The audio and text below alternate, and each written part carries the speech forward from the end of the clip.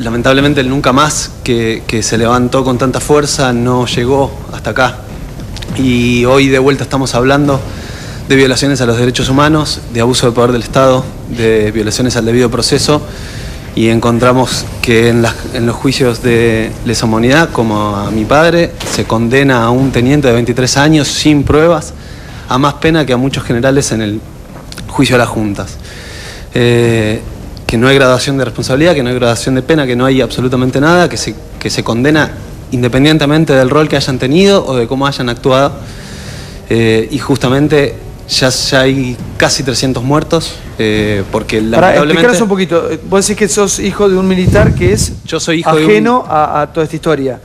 A ver, no es 100% ajeno, como ninguno de los militares, como ninguna parte de la sociedad. O sea, si me preguntás a mí... ¿En el 76 dónde estaba él? Mi viejo estaba en San Rafael, en el 76, era un teniente con 3 meses de antigüedad en el cargo. O sea, ellos egresan como subteniente y recién había ascendido a teniente.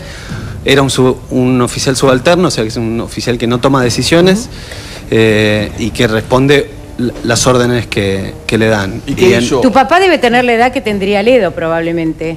O un Mi papá tenía más o menos la misma edad que Milani. Por eso, a diferencia de él, nunca jamás fue juzgado. Mi siguiente pregunta era, ¿qué te pasa a vos cuando vos ves a un tipo como Milani hoy siendo jefe del ejército? O Astiz también. Astiz, pero Astiz está preso. Milani, mi viejo nunca jamás tuvo una denuncia de ningún tipo, incluso atestiguó en el 85 cuando fue llamado. Como testigo, exactamente, no como imputado. Él le arman su causa en el 2006, en ese momento queda detenido. Y desde entonces... pero perdón, ¿de qué lo acusan? Porque... Lo acusan de 4 desapariciones. Ah, bueno. De 4 desapariciones. Lo que pasa es que lo acusan solamente por haber estado en un momento y en un lugar determinado. Ninguno de las 4 desapariciones la vinculan, ningún testimonio. Solamente uno de los 4 que cambió la fecha de desaparición. Porque había denunciado históricamente que desapareció la madrugada del 23 de marzo y como mi viejo llega al 23 a la tarde a San Rafael comisionado, empieza a decir que fue en realidad el 24 a la madrugada. Yo lo que quiero, Aníbal, es que claro, vos contás una parte de la historia y para que veas lo que es la otra parte, ¿no? Escuchábamos a Camilo que se llevaron a su madre, o acá recién decía la señora Irma Roy cuando se llevaron al padre de su hija, ¿no? Es muy sensible el tema, es absolutamente, muy complicado. No se trata de comparar dolores. Los dolores no se pero vos lo defendés comparar. porque es tu padre nada más o porque crees verdaderamente en su inocencia. Yo lo defiendo porque en el juicio que tuvo me probaron su inocencia. ¿Y por qué está preso? Porque lo condenaron de todas maneras, pese a haber probado la inocencia. El presidente del tribunal, el doctor Roberto Urat, en ese momento presidente del Tribunal Oral Federal 2 de Mendoza, nos dijo antes que termine el juicio, antes que terminen los alegatos y las réplicas de los fiscales, a mis hermanos y a mí en un cuarto intermedio nos dijo: esto viene de muchos años, unitarios y federales, se fue hasta allá atrás y dice: ustedes quédense tranquilos, hay otras instancias, esto es político, quizás la salida sea política.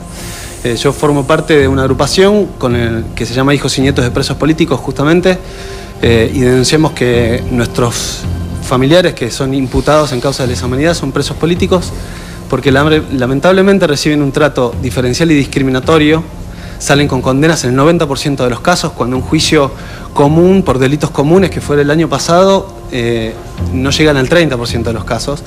Y acá es... Horacio, quiero escucharte a vos. Porque digamos, tenemos 500, no me quiero equivocar en los números, hay 580 condenados de más de 1.200 procesados.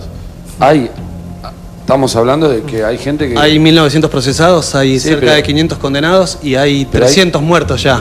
Pero hay gente que está siendo absuelta también. No es que estamos condenando, digamos...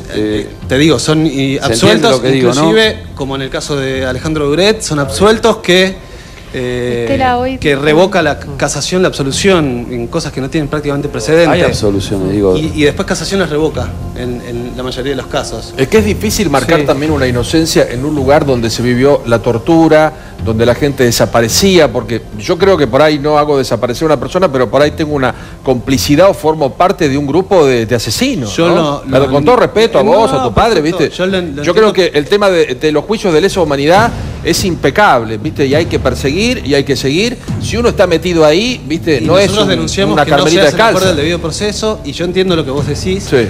Yo en ningún caso hablo de absoluta responsabilidad, absoluta inocencia en caso de mi padre formó parte del ejército. Tenía 23 años, tan responsable como él, están sus compañeros, están los guerrilleros que tomaron las armas. Igual los 23 no tiene nada que ver, si tenés 23 o 33 es lo mismo. El tema es... Uno de los 23 es una persona adulta. Alfonsín tenía 3 niveles de responsabilidad. A mí me parece que hay algo que, viste, porque podemos hablar de... Igual no sé si es culpable o inocente, yo no sé. Claro, uno puede hablar, uno puede... Ojo con el tema de la edad. No quiero entrar. Una cosa es hablar de una causa que uno puede entender que puede haber un mal proceso, todo. Otra cosa es que se escape de vuelta él. Bueno, también había guerrilleros. No se escapa, en realidad yo estoy haciendo referencia a que como mi padre había la iglesia tercermundista, a ver, la curia respondiendo se mezcla. Hoy estamos conmemorando el 24 de marzo, violaciones de lesa humanidad. Estamos condenando, conmemorando una noche nefasta. ¿Y qué pasó con los desaparecidos y con los militantes políticos que no tuvieron ninguna garantía? No tuvieron ninguna garantía. Totalmente de acuerdo. De acuerdo, pero es por eso justamente no se puede repetir. Si hoy estamos diciendo que sí hay, pero si rechazan sistemáticamente hay 1900 procesados y nada más 580 condenados. Estamos diciendo que además estaban en alguna situación de detención. Soluciones. Hay un montón de absoluciones. A ver, Camilo, agarra el micrófono, por favor, sí. Está bien lo que estás diciendo y te escucho y está bueno escucharte, digamos. Pero no cometamos, no discutamos, igual que si estuviéramos hablando de otras cosas, como si fuera una polémica en el bar, porque desprestigiamos lo que estamos hablando. Me parece que si él está hablando, escuchar un poco y después te escuchamos a vos y demás, porque si lo pisamos así queda absolutamente desvirtuado. Se desvirtúa lo que vos estás luchando por tu viejo, digamos. Entonces está bueno que te escuchemos y demás.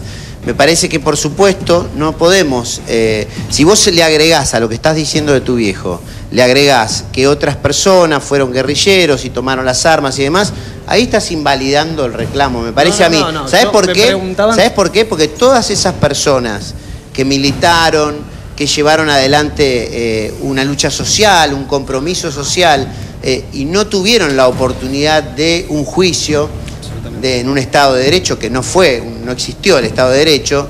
Entonces me parece que a eso es lo que apuntamos, a esa aberración que por parte del aparato del Estado, en absoluta desventaja con cualquier organización social, me parece que... Absolutamente de acuerdo con vos. Eso es lo que nunca debe repetirse. Absolutamente, terrorismo de Estado, estoy totalmente de acuerdo con vos. Ahora, si es una locura que pase en el marco de una dictadura, también es gravísimo que pase en democracia. Y cuando hoy no se respetan los derechos humanos y la gente se muere, cuando hoy no hay derecho de defensa porque a los abogados se les rechazan las presentaciones en 3 renglones, cualquier presentación de los abogados es rechazada casi sistemáticamente y se condena hoy con más pena que a los generales en el juicio de las juntas, a un tipo que tenía 23 años y que no tenía ningún nivel de responsabilidad, porque Alfonsín tenía claro que habían 3 niveles de responsabilidad, o por lo menos él hablaba de esos 3 niveles de responsabilidad que nombraron recién, que es los que planificaron la acción y emitieron las órdenes, los que por crueldad, perversión o codicia se excedieron en el cumplimiento de las órdenes, y los que se limitaron al cumplimiento de las órdenes, que según él debían ser eximidos de la persecución penal. Sí, a eso me estoy refiriendo, y cuando me hablaron del pasado dije que tan responsable como mi viejo hay mucha gente en la sociedad, pero mi viejo está pagando los platos rotos de esa sociedad hace 9 años. Bueno, también mi viejo y nuestra familia. A ver si un minuto. Sí. Yo escuchaba a él decir, bueno, mi padre tenía 23 años, mi hermana también tenía 23 años. No tuvo ningún juicio, estuvo detenida, la asesinaron, le volaron la mitad de la cabeza, le robaron el disco que recuperamos hace poco. Tu papá tiene un juicio que podés estar de acuerdo o no con los resultados, pero tuvo un juicio en democracia con jueces y con todas las garantías. O sea que no, cuando yo veo que entramos en la comparación, ahí no me gusta la cosa y me asusta porque no son las cosas iguales. Ahora, por supuesto que no son iguales. Incluso de apelar, de decir, de recurrir a otros tribunales.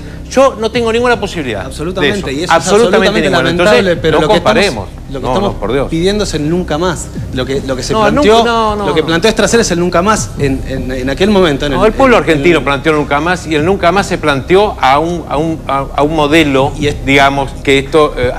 y Estracer mismo estaba hablando y diciendo y denunciando que estos juicios estaban haciendo mal.